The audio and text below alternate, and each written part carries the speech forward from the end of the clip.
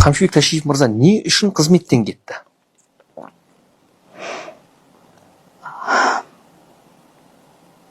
Госпереворот даярдап жатышкан. Ол кісі ма? Ооба. Президентти кызматтан алабыз деп. Сонда Досун. туған досын, айырылмас досын. Тағына қызығып отыр ғой сонда.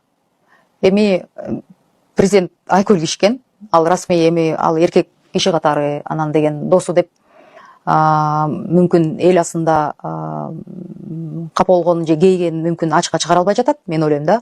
Бирок ал кишиге аябай кыйын, бул өмүрлүк досу, аны кызматтан кетирим деп аракет кылышып, ошол кадамдар үчүн ал Камчыбек Ташиевди жумуштан алганы негизги себеп.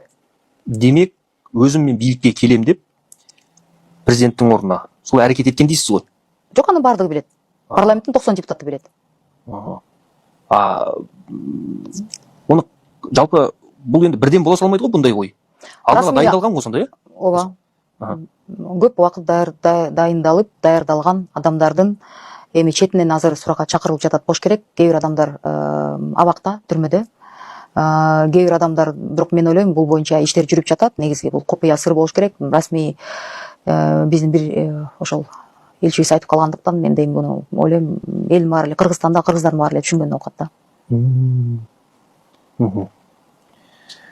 Так пен табыттын ээси жок дейт жалпы өзү. Бир казанда эки кочкордун башы кайнабайт деген сөз бар да. Ошону эле далили болуп атат. Далили болсо. Ооба.